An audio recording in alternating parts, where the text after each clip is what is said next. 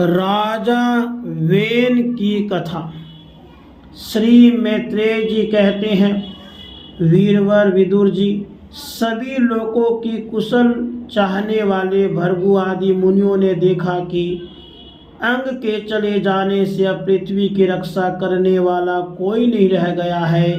सब लोग पशुओं के समान उच्च श्रृंखल होते जा रहे हैं। तब उन्होंने माता सुनीता की समिति से मंत्रियों के सहमत न होने पर भी वेन को भूमंडल के राजपद पर अभिषिक्त कर दिया। वेन बड़ा कठोर शासक था। जब चोर डाकुओं ने सुना कि वही राज सिंहासन पर बैठा है, तब सर्प से डरे हुए चूहों के समान वे सब तुरंत ही जहां तहां छिप गए। राज्य आसन पाने पर वेन 8 लोकपालों के ऐश्वर्य कला के कारण उन्मत्त हो गया और अभिमानवश अपने को ही सबसे बड़ा मानकर महापुरुषों का अपमान करने लगा। वह ऐश्वर्य मत से अंधा हो रथ पर चढ़कर निरंकुश गजराज के समान पृथ्वी और आकाश को कंपाता हुआ सर्वत्र विचरने लगा। कोई भी द्विजातीय वर्ण का पुरुष कभी किसी प्रकार का यज्ञ, दान और हवन न करे। अपने राज्य में ढिंढोरा पिटवाकर अपने सारे धर्म कर्म बंद करवा दिए।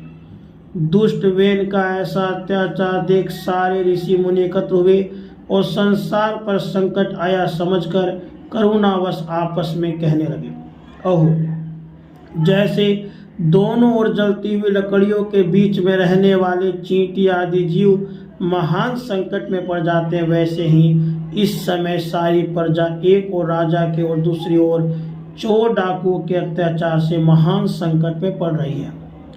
हमने अराजकता के भय से ही अयोग्य होने पर भी वेन को राजा बनाया था, किंतु अब इससे भी प्रजा को भय हो गया।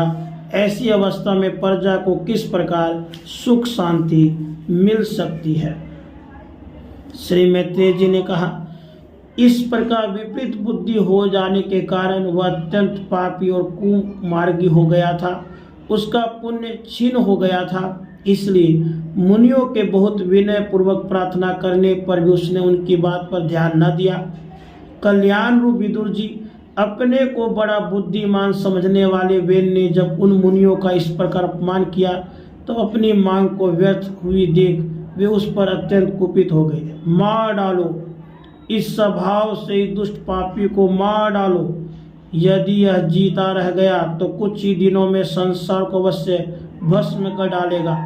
यह दुराचारी किसी प्रकार राज सिंहासन के योग्य नहीं है, क्योंकि यह निर्दोष साक्षात यज्ञपति श्री विष्णु भगवान की निंदा करता है। अहो, जिनकी कृपा से इसे ऐसा ऐश्वर्य मिला, उन श्री हरि की निंदा भागे वेन को छोड़कर और कौन कर सकता है। इस प्रकार अपने छिपे हुए क्रोध को प्रकट कर उन्होंने उसे मारने का निश्चय कर लिया। वह तो भगवान की निंदा करने का पहले ही मर चुका था, इसलिए केवल हुंकारों से ही उन्होंने उसका काम तमाम कर दिया। जब मुनिगण अपने अपने आश्रमों को चले गए, तब इधर वेन की शोकाकुला माता सुनीता मंत्र आदि के बल से तथा अन्य युक्तियों से अपने पुत्र के शव की रक्षा करने लगे। एक दिन वे मुनिगण सरस्वती के पवित्र जल में स्नान कर अग्निहोत्र से निवृत्त हो नदी के तीर पर बैठे हुए हरि चर्चा कर रहे थे। उन दिनों लोगों में आतंक फैलाने वाले बहुत से उपद्रव होते देखकर वे आपस में कहने लगे, आजकल पृथ्वी का कोई रक्षक नहीं है, इसलिए चोर डाकुओं का उसका कुछ अमंगल तो नहीं होने वाला है। ऋषि लोग ऐसा विचार कर ही रहे थे कि उन्होंने सब दिशाओं में धावा करने वाले चोर और डाकुओं का उठे हुए बड़ी भारी धूल देखा। देखते ही वे समझ गए राजा वेन के मर जाने के कारण देश में अराजकता फैल गई है, राज्य शक्तिहीन हो गया है और चोर डाकू बढ़ गए हैं। यह सारा उपद्रव लोगों का धन लूटने वाले तथा एक दूसरे के खून के प्यासे लुटेरों का ही है।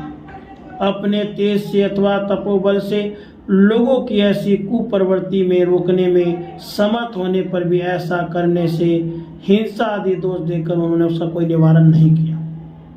फिर सोचा कि ब्राह्मण यदि समदर्शी और शांत स्वभाव भी हो तो भी दिनों की उपेक्षा करने से उसका तप उसी प्रकार नष्ट हो जाता है जैसे फूटे हुए घड़े में से जल बह जाता है। फिर राजर्षि अंग का वंश भी नष्ट नहीं होना चाहिए, क्योंकि इसमें अनेक अमोघ शक्ति और भगवत परायण राजा हो चुके हैं।